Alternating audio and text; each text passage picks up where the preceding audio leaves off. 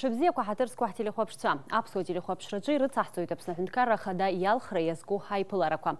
Уртырхаку иртагзана кандидат шалшара рыму пабрия студияджа пресс-конференция куарымёбгараз. Яхя яхтоп апснахнкара хадарахя а кандидат Астамыр Какалей, апснахнкара хада ихатыпуирахя кандидат Астамыр Айбей. Здравствуйте, дорогие телезрители! Свою работу продолжает пресс-центр Абхазского телевидения. Сегодня у нас в гостях кандидат в президенты Республики Абхазия Астамыр Какаля, кандидат в вице-президенты Астамыр Айба. Мы начинаем свою работу в прямом эфире.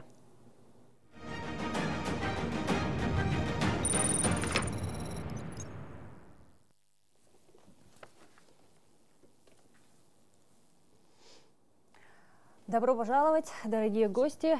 Здравствуйте, дорогие коллеги.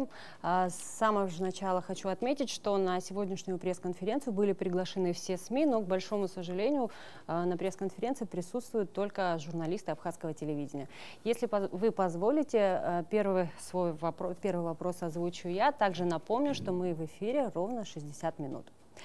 Расскажите, пожалуйста, как проходит ваша предвыборная кампания? Удалось ли вам посетить все запланированные города и села? Как вы вообще оцениваете итоги встреч со своими избирателями? Ну, все населенные пункты Абхазии, я не думаю, что какому-либо из кандидатов удастся посетить, все без исключения. Мы проводили встречи в Ачимчирском районе, в Гудаутском, в Гулерипском, в Сухумском. К сожалению, не посетили Галский район и Гагринский. На этих встречах, вы знаете, удивительное такое совпадение. Когда мы проводим встречи в городах, глава администрации как-то не оказывается на рабочем месте, не присутствует на этих встречах и в тот момент уезжают. Когда я звоню, я спрашиваю, где, они говорят, а мы вот равноудалены от всех кандидатов, я возвращаюсь домой, вижу главу администрации по ГТРК на встречах с кандидатом президента Раулем Джимковичем Хаджимба. Этих же глав администрации. Это не касается наших сел.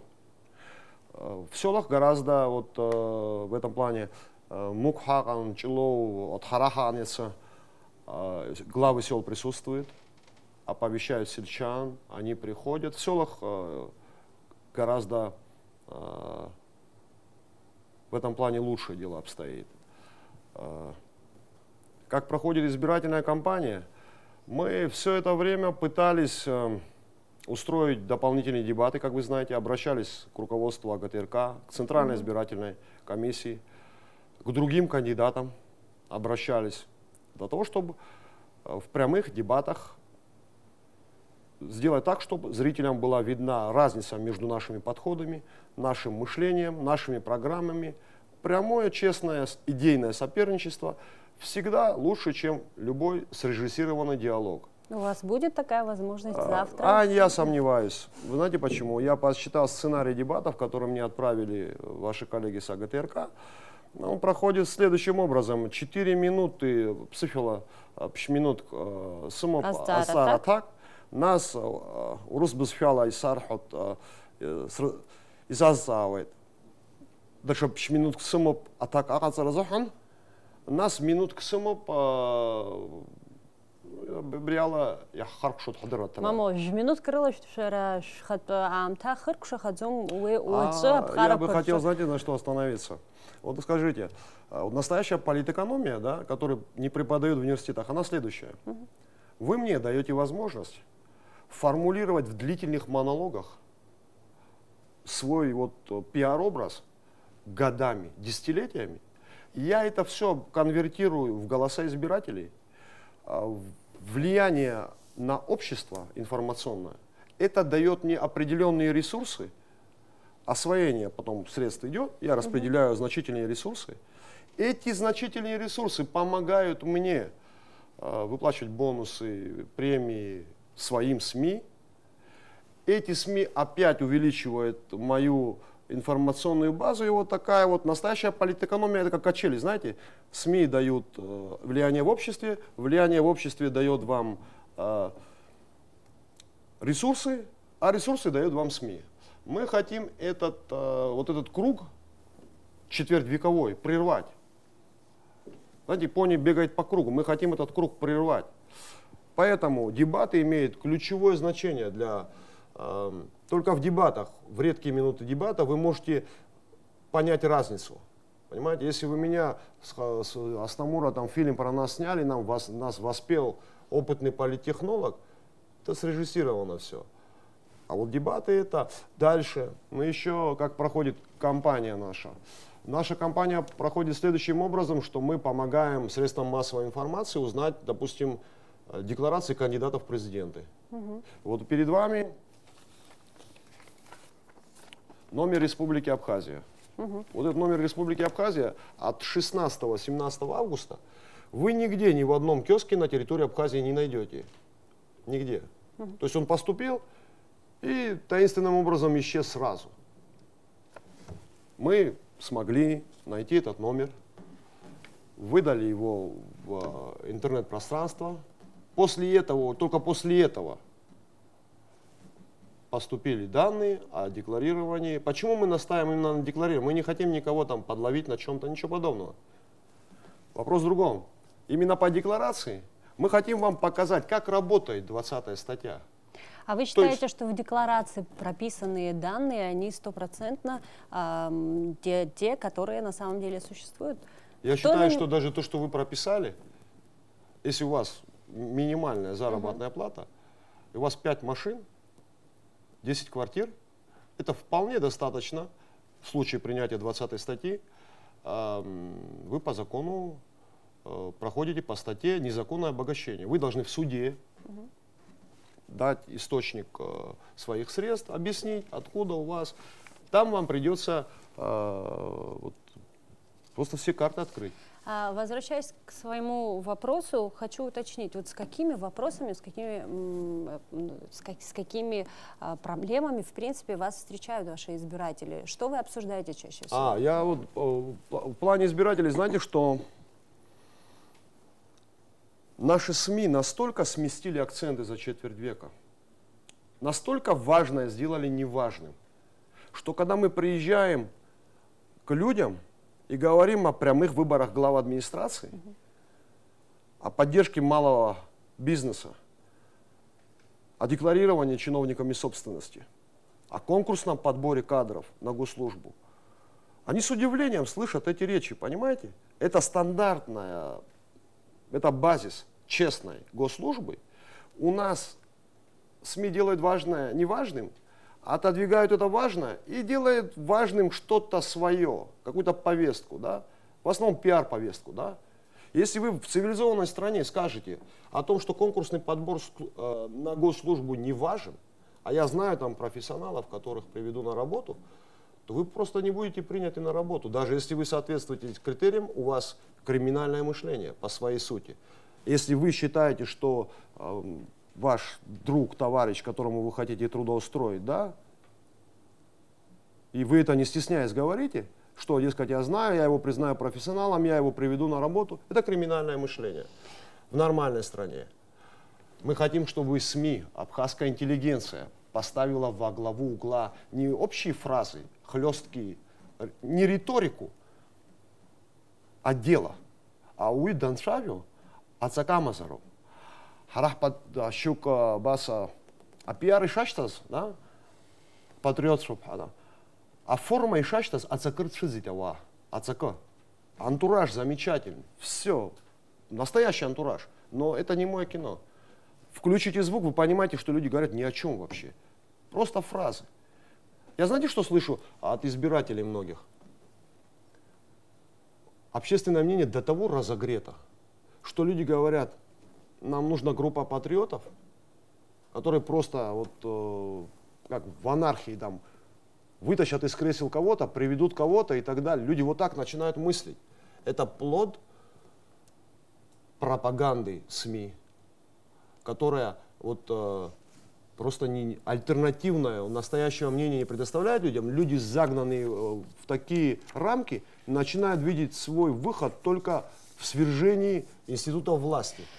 И это очень популярно. Знаете почему? Это очень опасная популярность вот этих идей. Если мы реформируем страну по международным стандартам конкурсного подбора, придут лучшие. А если мы со Стамуром выбрасываем из кресла кого-то, приходим сами, собираем своих, это ОПГ. И не важно, что тот был такой же, как и мы, коррупционер. Мы такими же станем. Понимаете? Астамур Валерьевич, после вашей так называемой оценки работы всех СМИ нашего государства, к большому сожалению, у меня нет возможности вступать с вами в дискуссию. Нет, я бы хотел. К сожалению, наш формат не наш подразумевает. Формат. Это наш формат. Я хочу предоставить возможность можно коллегам. Просьба одна? Просьба одна. Конечно. В связи с тем, что газета «Республика Абхазия» чудесным образом полностью была раскуплена в ту же секунду, ни одного номера нет. Нельзя ли на ГТРК вот все наши декларации, в том числе и мою, еще раз огласить? Насколько мне известно, все эти данные есть и в социальных сетях, и в СМИ, благодаря и нам в они интернете. в социальных сетях. Не благодаря вам, благодаря нам. А вы, как средство массовой, как абхазская гостелерадиокомпания, вы же заинтересованы в доведении до избирателей истинной, а не искаженной картины.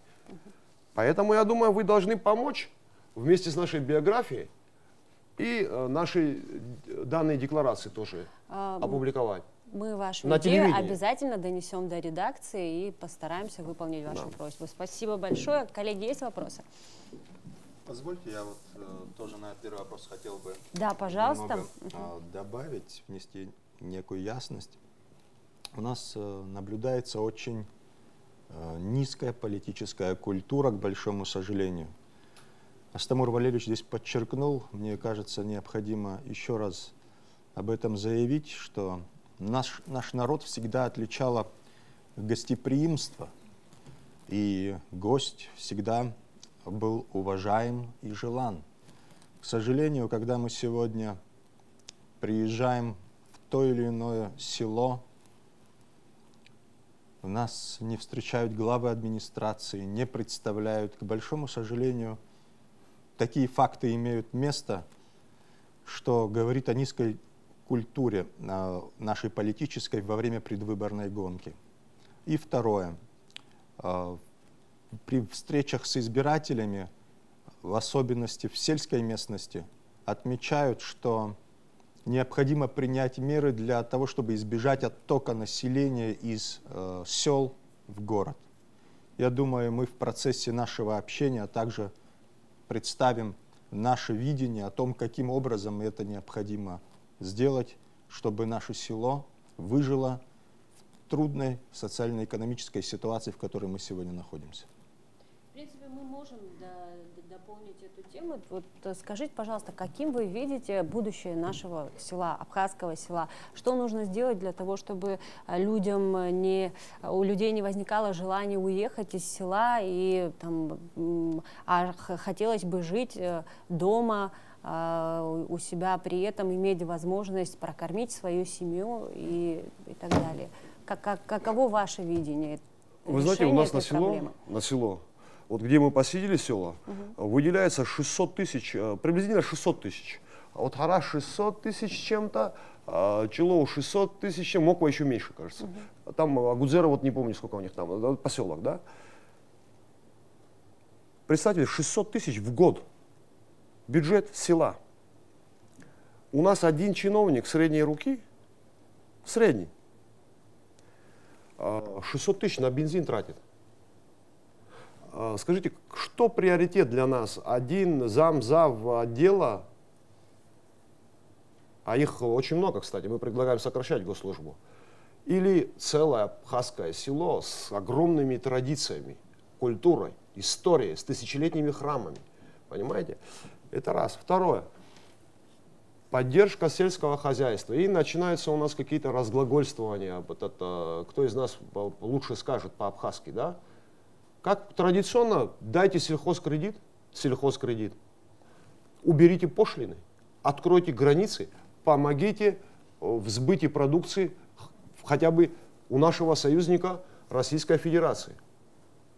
Купите один большой рынок в Москве, не берите с человека за мандарины деньги, это будет плюс. Дайте ему кредит, чтобы он их мог полечить. Сельское хозяйство, вот Астамура беседу с вами, я смотрел Астамура Вячеславовича и у вас беседу, он правильно сказал, инновационное сельское хозяйство нам необходимо. Сейчас 21 век, сейчас просто не механизированное сельское хозяйство, без кредитов, с закрытыми границами, мы как в гетто живем, по сути. Мы обложены со всех сторон, маленькое окошко на реке Псол. Наши органы власти очень плохо сотрудничают с российскими коллегами. Мы хотим, чтобы наша госслужба была защитником, спутником предпринимателя. Понимаете? А когда крестьянин приходит к нашему чиновнику, наш чиновник уже думает там про себя, что у него какие дела есть, да, что он должен освоить. И он думает, когда же ты наконец-таки уйдешь с моего кабинета. Он его вообще не слышит, он его не слушает внимательно. Он где-то о чем-то своем думает. При конкурсном подборе кадров на госслужбу, при декларировании, при прямых выборах глав администрации таких чиновников не будет. Чиновник превратится в спутника нашего предпринимателя, его защитника. Мы повысим зарплату этим чиновникам. Это легко делается. Если я получаю зарплату 20 тысяч, но под разными предлогами осваиваю, краду, если правду хотите, да, хорошо там по бумагам все состряпал, да, краду 1 миллион, я вам обхожусь не 20 тысяч зарплаты, а 1 020 000. Мы предлагаем уволить такого чиновника по статье, взять по конкурсу эффективного чиновника и дать ему зарплату 50, 70, 100 тысяч, халал сила. Вот вам экономия средств, вот вам экономия средств, вот вам эффективный чиновник. И еще, вы знаете, очень много денег тратится на показуху. Потратив деньги на показуху, легче их списать. Понимаете? Убрать все неразумные траты. То есть глава семьи, у которого маленький бюджет, должен тратиться только на самое необходимое и пытаться заработать денег для семьи, а не пытаться вот какими-то пиар-проектом пустить пыль в глаза к определенной дате.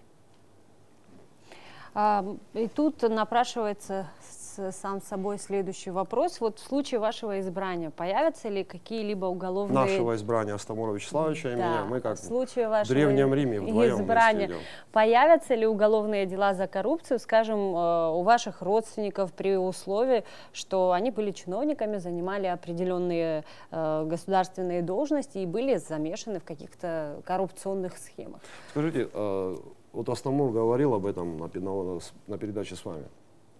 Вот все вот эти шумные пиар-обвинения, все вот эти шумные кампании, чем они заканчиваются?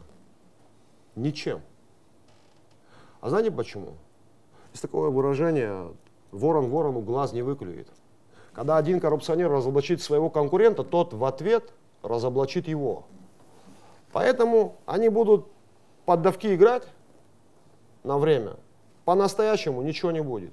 Единственный последний шанс освобождения страны от этой заразы — это 20-я статья, потому что по этой статье все ваше наворованное имущество, все тем, чем они кичатся, обычно человек, кто крадет, он скрывает награбленное. Наши коррупционеры настолько бравируют своей силой, своей безнаказанностью, что они выставили на показ эту роскошь. И вот это их самомнение сыграет с ними злую шутку по этой статье декларирования и незаконного обогащения. То есть вы не сможете спрятать свои активы в маленькой стране, и эти активы будут вас изобличать на каждом шагу. И вы наконец-таки покинете службу. По поводу сроков, знаете, что я вам хочу сказать? Сейчас нельзя вот такие большие сроки вот им вменять. Их настолько много. Они такой большой популярностью пользуются. Вот я уверяю, что вот маститый коррупционер зайдет в студию, вы как-то его лучше встретите, чем нас. Даже вы, образованная, хорошая девушка, журналист. При этом не имеющая никаких доказательств. Вы не имеете, а мы вам дадим доказательства. Но это попозже. А сейчас вы его встретите лучше нас. Лучше нас. Потому что, хатыруку. Я считаю, что вот это вот непонятное, мутное, незаконное обогащение, если не прекратится, если вот эти чиновники не полетят своих с кресел, то мы получим уже, знаете, во время наших всех вот этих дебатов, споров, я столкнулся с огромным количеством молодых карьеристов, которые знают, что мы правы, знают, что это единственное решение, но они настолько уверены, что вот эта система сильнее, что они хотят быть частью ее. Есть юристы двух видов. Есть стряпчие, которые поддерживают участки для продажи, для приватизации, перевода с государственной собственности. Это тоже юрист. А есть как Ульянов, есть как Авраам Линкольн юрист. Я хотел бы, чтобы они были такими юристами, которые защищают права простых людей, а не высокооплачиваемой обслугой наших коррупционеров. Прошу ответить на вторую часть моего вопроса. Какую? Вы готовы посадить своего близкого родственника, узнав о том, что он был замешан? Вы меня невнимательно слушаете, Лана. Мы их всех уволим для начала. И только по мере укрепления госслужбы вы сможете кого-то посадить. Если вы сейчас будете говорить о том, что вы найдете одного коррупционера, посадите ему, дадите 20 лет, это будет всего лишь показуха. Это вы нашли одного человека, чтобы люди думали, что в стране есть законность. А все его друзья будут на свободе. Если мы оба коррупционеры, вы посадили меня, Астамур будет вам благодарен, потому что он и мою долю освоит в коррупционных делах. Так вопрос не решается. Так вопрос в Уганде решается. Так не получится. Астамур Вячеславович. Да, я хотел бы, у нас присутствуют журналисты, и как раз у нас с вами недавно буквально состоялась встреча, где довольно эмоциональная встреча была.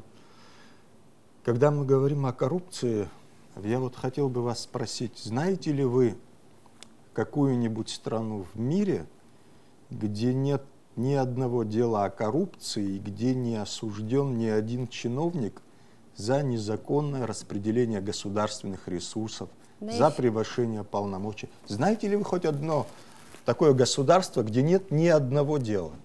Я вам подскажу. Вы называли эту страну? Это страна Абхазия. У нас впору в книгу рекордов Гиннесса нас записать. Наверное, можно будет попросить комиссию, и чтобы все-таки нас туда включили. Потому что удивительным образом при таких низких заработных платах, которые мы имеем у чиновников, у должностных лиц, такая борьба за власть. Мы уже, честно говоря, устали объяснять населению о том, что замена одних коррупционеров на других ничего хорошего нашей стране не принесет. Завершая ответ на этот вопрос, я хотел бы сказать, что наша основная цель – это собрать большое количество активных людей, которые заставят власть встать на рельсы, на путь развития справедливого социально-экономического положения в нашей стране. Спасибо за ответ. Можно я вас спрошу? Если вы позволите, Это у нас формат. мало времени. Я понимаю, у нас еще 37 минут, правильно? Много. 37 минут. Да. Если вы позволите. Вы выступаете за прямые выборы главы администрации? Я отвечу следующим образом. Сейчас мы с вами находимся не на площадке дебатов, раз, и во-вторых, я не являюсь вашим оппонентом, Да имею полное право вы не отвечать на ваши вопросы. Потенциальный избиратель. Мы хотим знать, вы выступаете за прямые? Вы не против? Я не против. Но вы не за? Я не против, как минимум. Хорошо. Если по 20 статье вы... Если вы позволите, я продолжу эфир и задам следующий вопрос. Безусловно, принятие 20 статьи повлечет необходимость внесения изменений и в действующее... Не безусловно, абсолютно. В действующее Нет, законодательство. никаких. Вот это вы знаете, правильно сформулированный вопрос – это половина ответа. Когда вы изначально в вопросе, Лана, это у нас политики так поставили вопрос, как будто бы есть какая-то сложность в том, чтобы эту статью принять. А также мнение юристов, которые говорят о том, что при этом нужно будет обязательно менять налоговое законодательство, ничего уголовные подобного. административные Это отговорки. Кодексы и так далее. Назовите мне имя этого юриста. Кто этот юрист? Который... Я вас обязательно с ним познакомлю. Нет, после назовите эфира. имя в эфире. Кто этот юрист? И это не один юрист, их очень много, я вас обязательно Тем более одного познакомлю. назовите. Нет, обсуждаем мнение, которое Тамас есть. Кесба вот сейчас идет кандидатом в вице-президенты с Астамуром Тарба. Хорошо, вы считаете, что отвечу, если вы позволите. эта статья является панацеей? Нет. Это лекарство Нет. от всех проблем, которые существуют в абхазском не надо обществе. так, не надо так. Я отвечу, если вы позволите. Это не панацея, а у нас законы не работают. Вот этими скороговорками, которые вы восприняли от тех людей, которые пытаются от этой статьи уйти, кстати, 7 лет обороняются от нас. Тамас Кесба, юрист высочайшего класса, он кандидатом в вице-президенты идет со Астамуром Тарба. Да? Спросите его. Никаких препятствий особых нету. Я заполняю декларацию. Особых или Нет, никаких? да, никаких нету, просто отговорки. Честному человеку заполнить свою декларацию, указать источники дохода и выставить это на всеобщее обозрение нетрудно. А вот после этого, если вы соврали в декларации,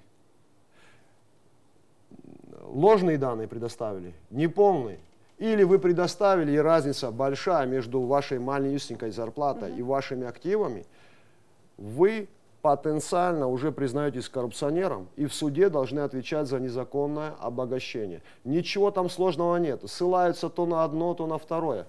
Дескать, не можем определить понятие должностное лицо.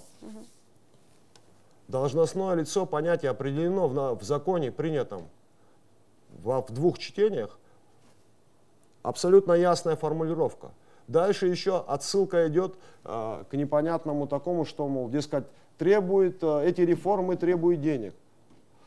Знаете, мы устали подбирать слова. Это ложь, это вранье. Никаких денег этот закон не требует. Покупка бланка декларации и выставление его на сайте Министерства по налогам и сборам никаких денег не требует. Мы очень долго терпели.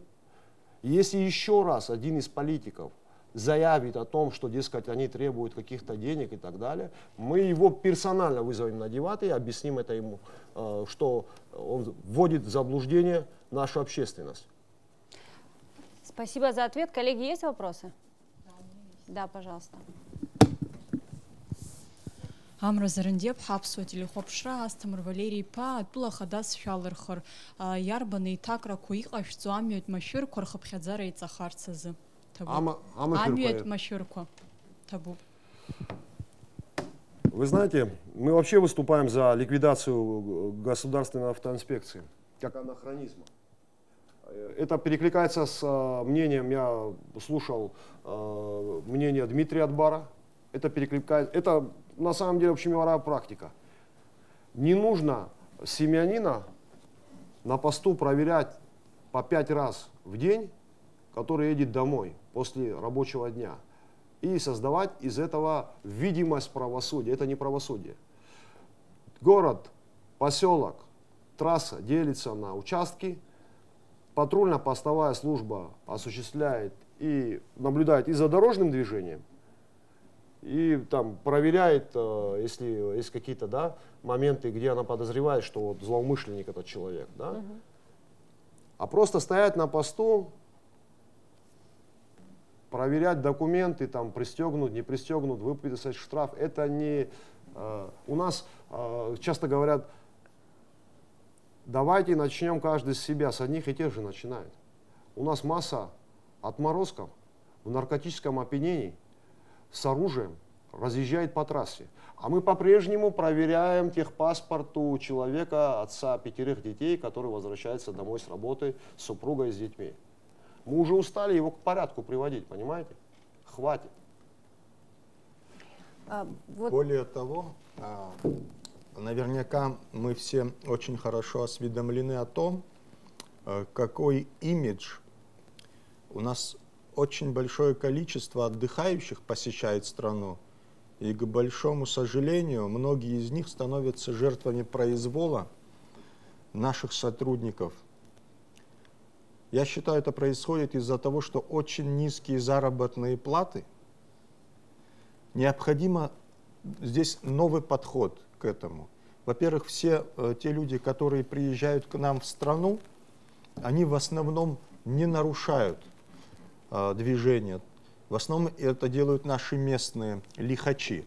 Я думаю, нужно сформировать такую повестку, при котором гости, которые к нам приезжают, могли бы на своем автотранспорте приехать в страну, ознакомиться с ее достопримечательностями и не уезжать с таким осадком на душе.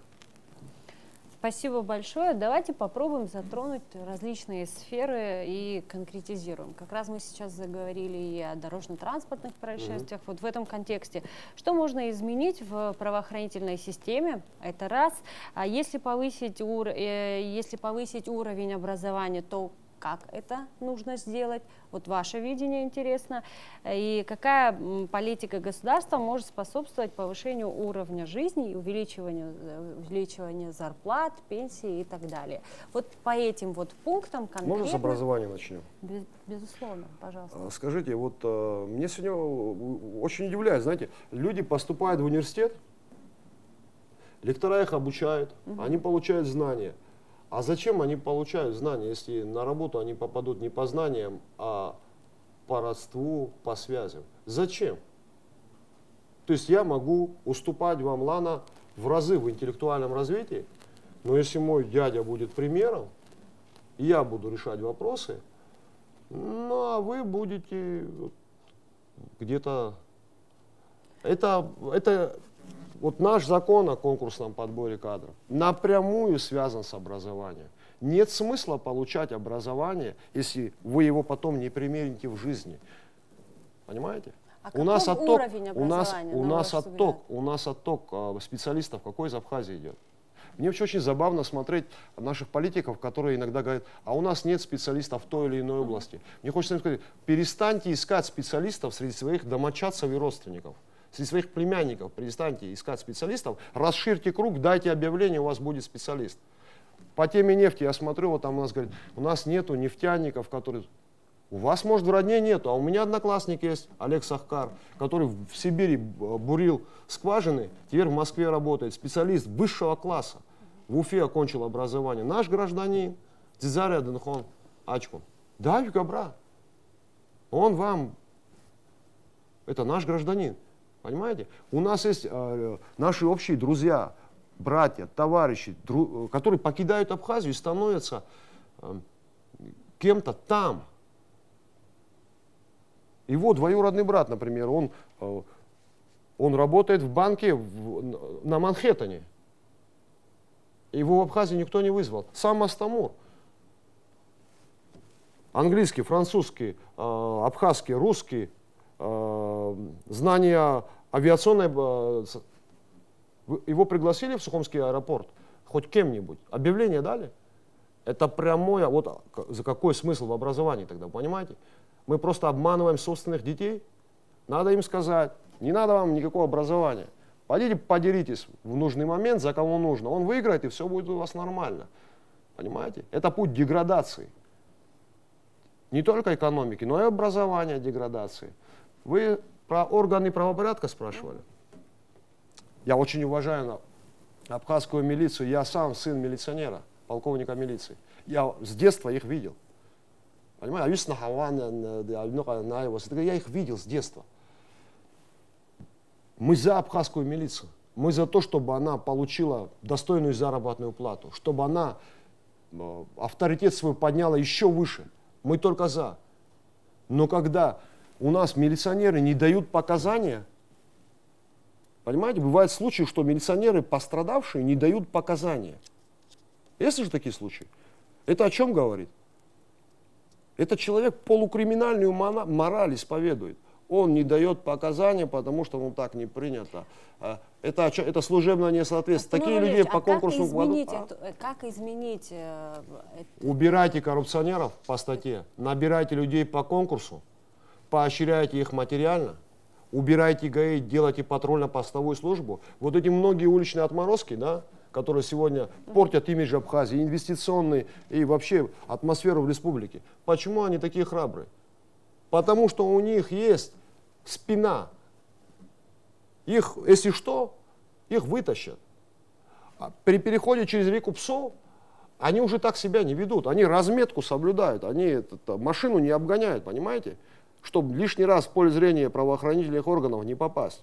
А здесь почему это? Когда убираете коррупционера, вы вместе с ним убираете и их, они лишаются покровительства. А если вы лишите покровительства уличную преступность, наши органы правопорядка с ними в легкую справятся. Меня очень удивляет, знаете что? Я смотрю по телевизору, спецназ показывают там бравые ребята, они с любой задачей справятся. Но нет необходимости в таком количестве вооружения, амуниции. У нас криминал, коррупционеры не на горе Ирцах скрываются в пещерах. Это на паркете люди, на трассе, их задержать подросток в дюж борьбы и бокса, который вот ходил, физически развитый, он их задержит. Не надо там танковую армаду против них. Просто надо увольнять по ГОСТу, дать им возможность, чтобы вещественным доказательством стало их имущество. И все, увольнять их. Спасибо, Астамур Вячеславович. Хотел да, бы есть добавить, что в особенности по поводу правоохранительных органов. Мы все знаем из мирового опыта, что удачно ведут борьбу против криминала и преступности именно те страны, где общество на стороне правоохранительных органов.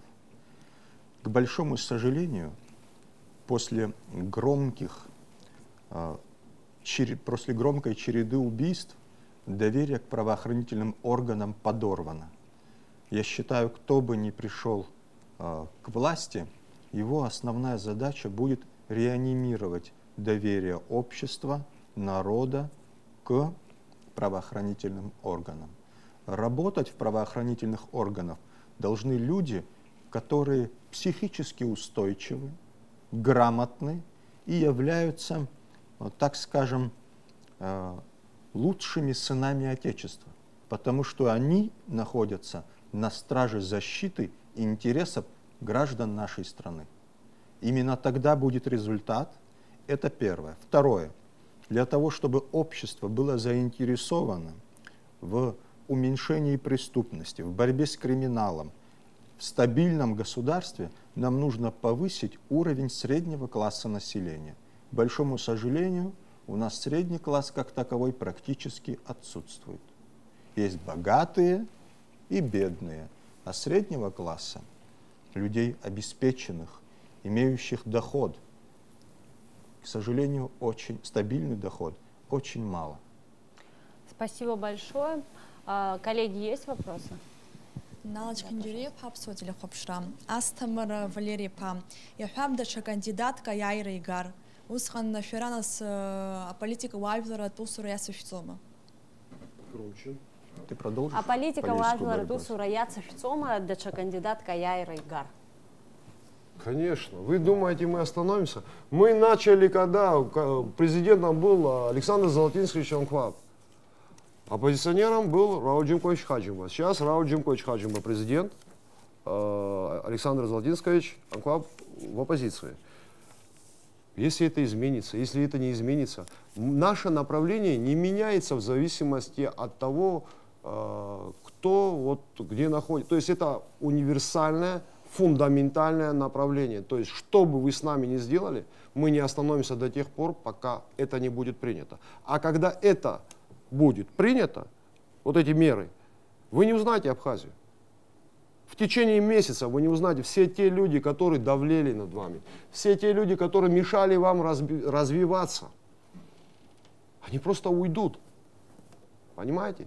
Мы вам дадим хорошее кредитование, привлечем российские банки на территории Абхазии, новое развитие, инновационное. Меня, например, много историй мы слышим, когда вот общаемся с людьми, знаете, человек пишет заявление с чем угодно, о материальной помощи, о чем угодно. Я отправил заявление Лане, Лана, это переводного дурака играют они. Лана отправила заявление Астамуру, Астамур вам, и человеку так и не ответили. В 3-дневный срок чиновник честно должен сказать да или нет. Если он не может сформулировать ответ, значит, он не должен находиться на своей работе. Вместо, вот знаете, у нас это в вид спорта превратилось. Оказание материальной помощи. При всех правительствах это у нас происходит. Это не сейчас, не сегодня началось. Люди пишут заявление о материальной помощи, получают ее, если я с вами в хороших отношениях, ладно, вы мне даете эту материальную помощь. А если нет, вы мне ее не даете, да, не предоставляете.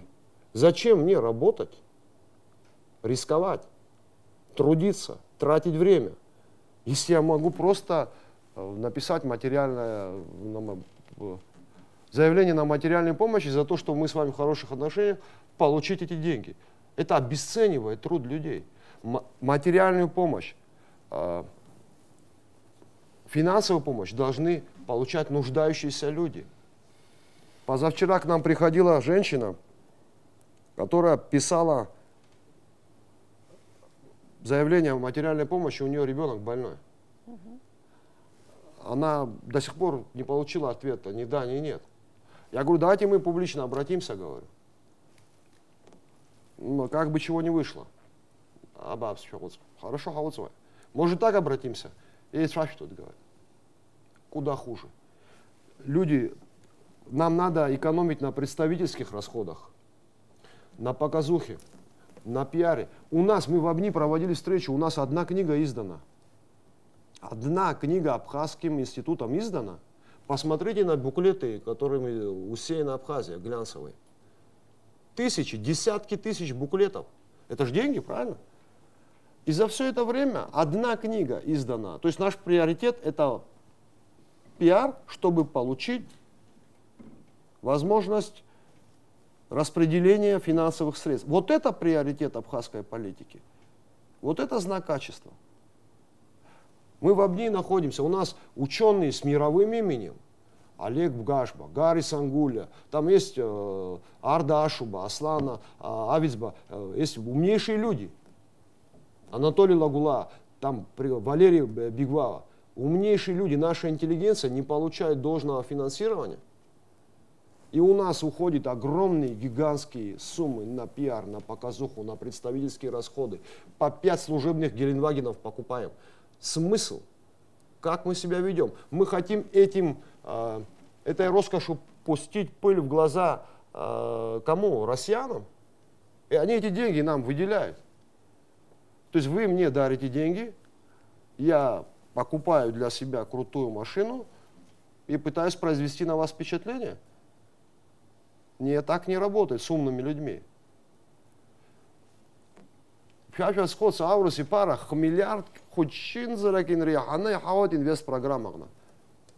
У полковника Захарченко 9 миллиардов нашли в квартире. У одного коррупционера полковник 9 миллиардов. Хакуй бахай, аурус и пара имакна.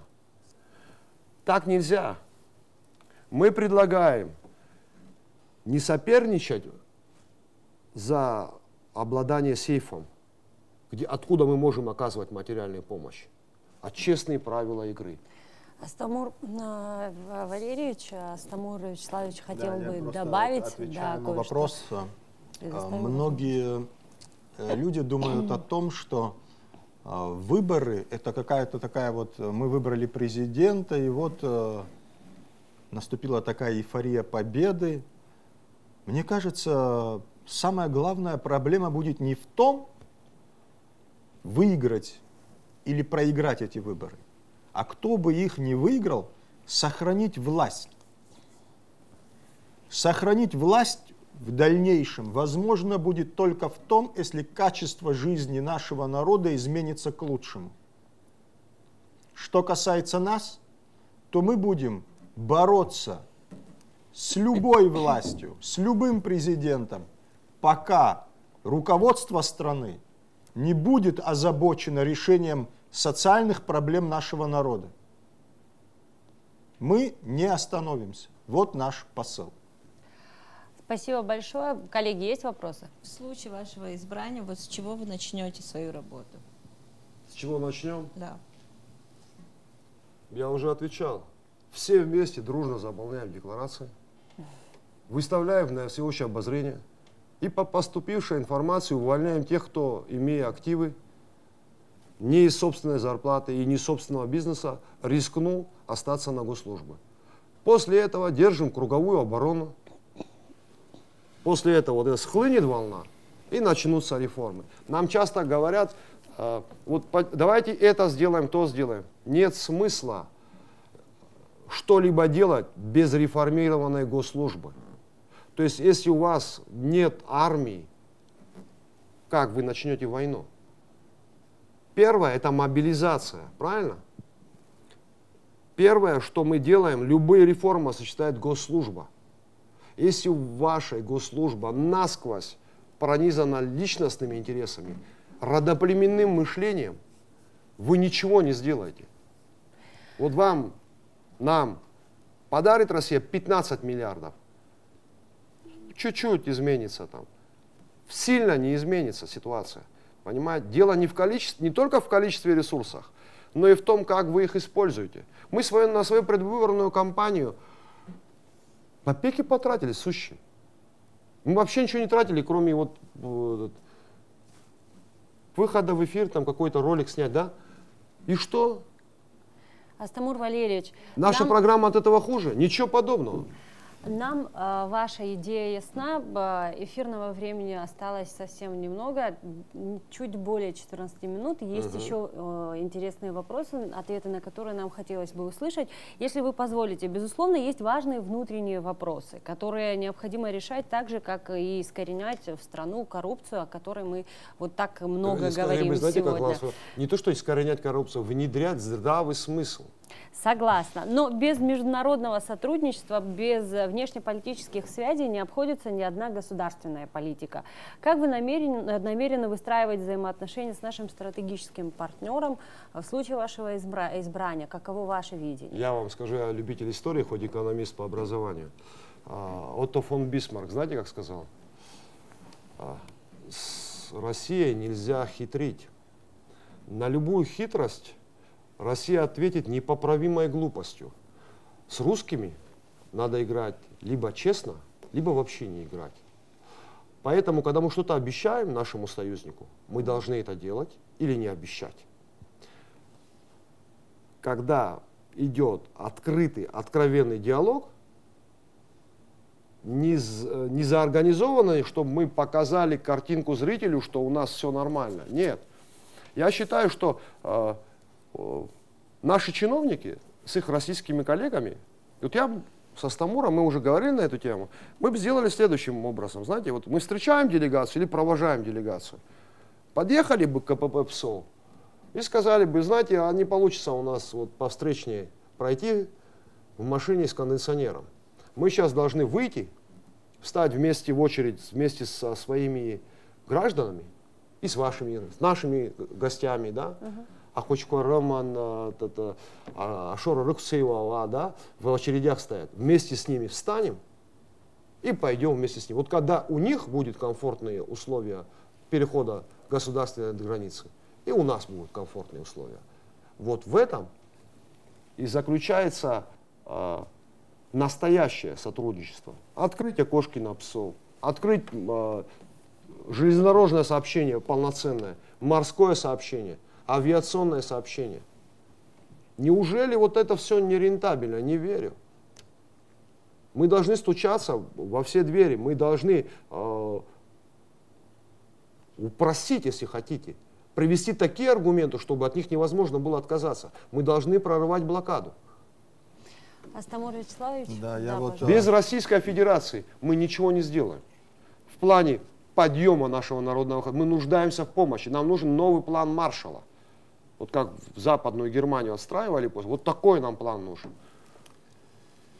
Я полностью согласен с тем, что без помощи Российской Федерации нашей стране займет очень много времени подняться с колен. Мне кажется, взаимоотношения с Российской Федерацией должны быть предельно прозрачными и ясными. Эти отношения должны отражать интересы нашего народа. Мы получили многомиллиардную помощь на возведение разного рода объектов. При этом мы видим сегодня, что те целевые деньги, целевые назначения этих средств они фактически не первостепенные для нашей страны. Для начала нам нужно поднять на другой уровень обычного простого жителя. Мы неоднократно говорили и сейчас хотим подчеркнуть. Может быть, российская сторона и слышит нас сейчас. Мы за то, чтобы в Абхазии были открыты представительства российских банков. Мы видим, что российские государственные банки, их представительства работают в Европе, в странах, с которыми у них, мягко говоря, довольно плохие взаимоотношения, в той же Польше.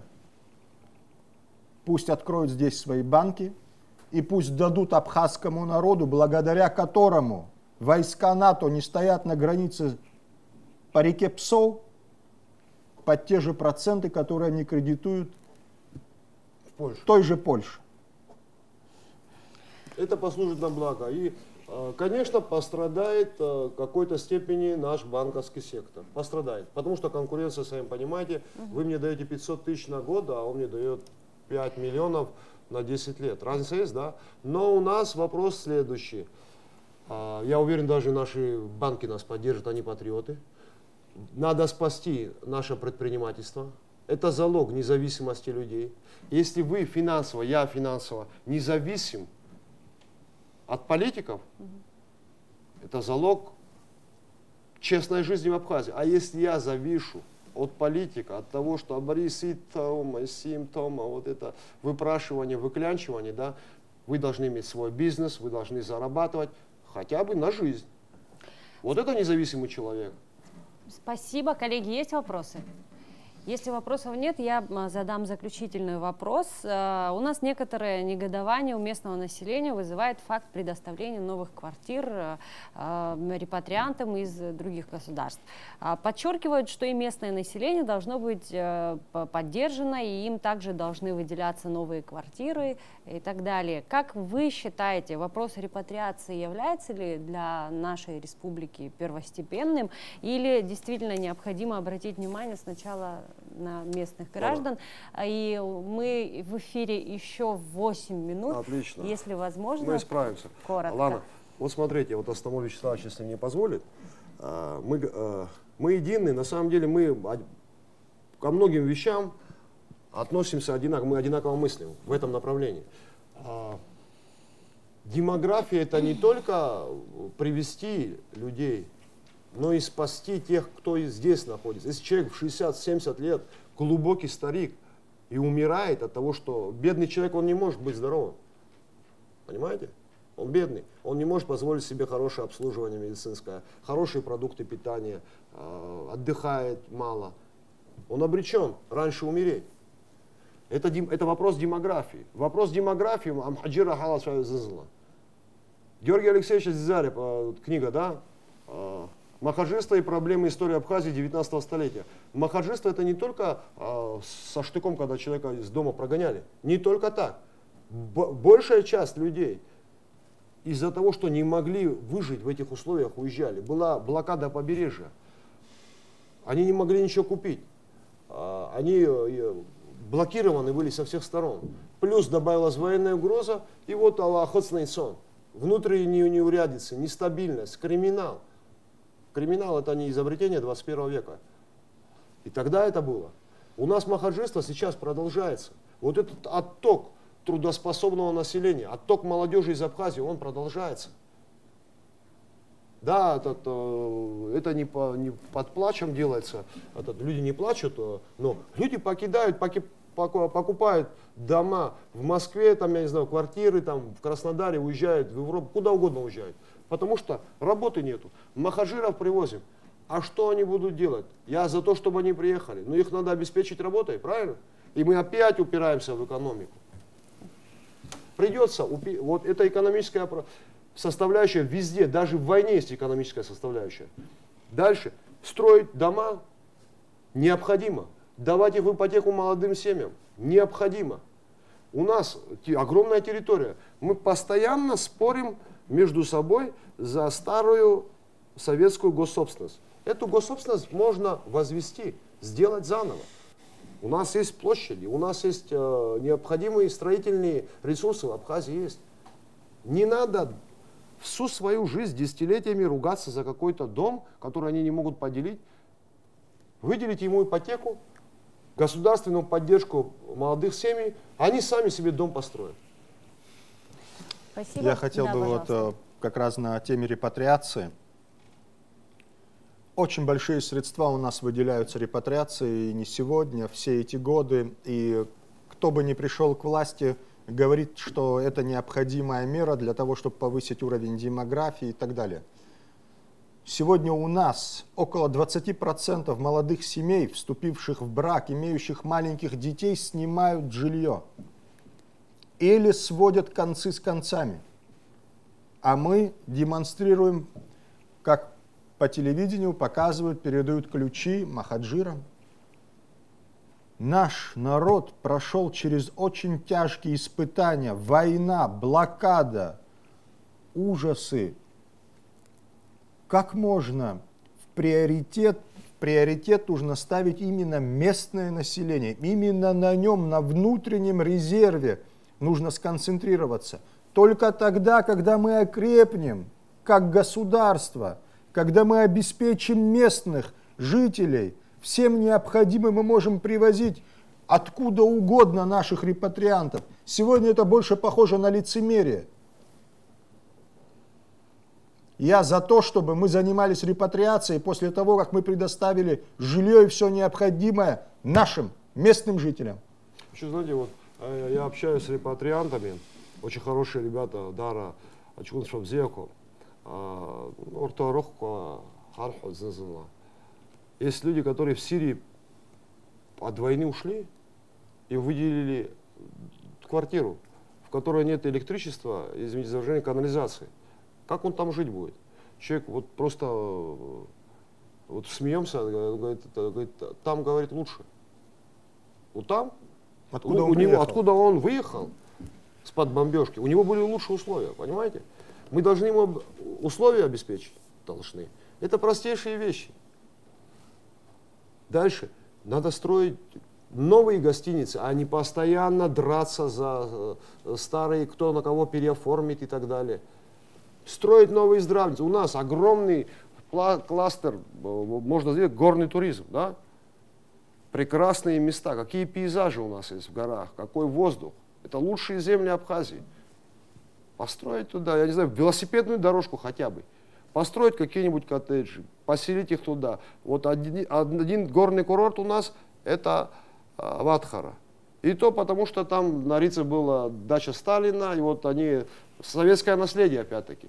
А это же наследие можно делать и в других регионах Абхазии. Горы же не только в Ватхарах у нас. Понимаете? Какие прекрасные пейзажи у нас в Кудурском ущелье. Это фантастические виды, понимаете?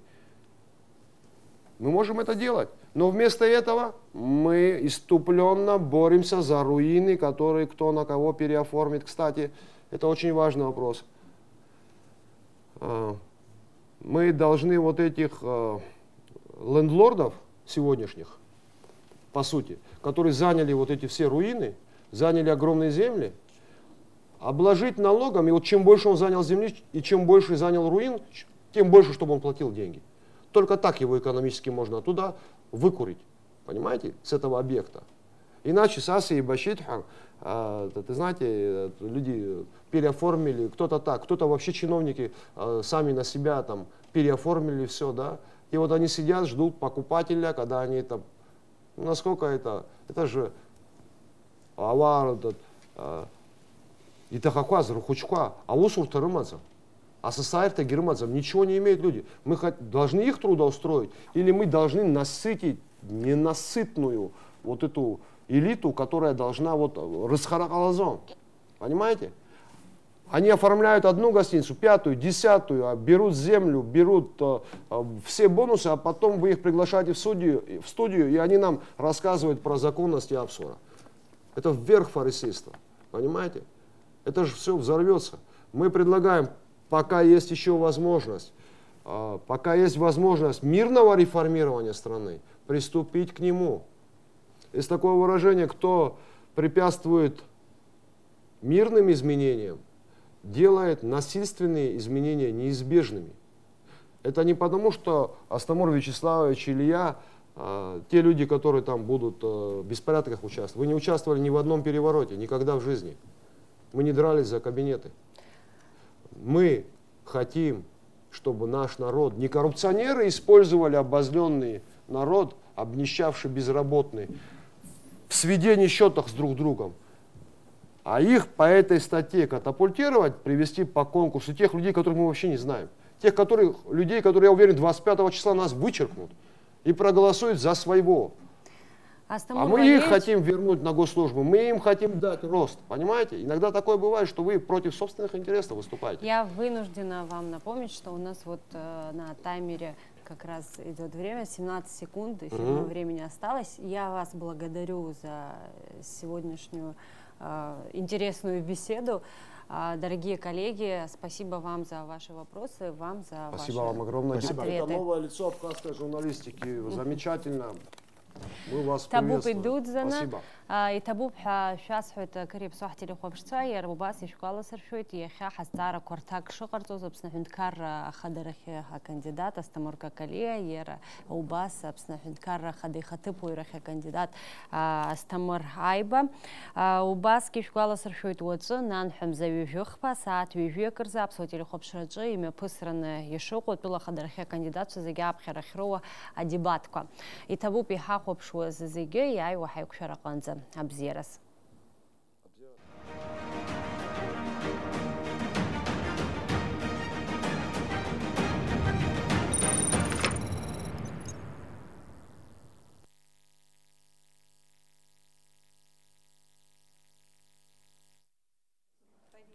Она про вас рассказывала. Твое мнение, Зора, какое?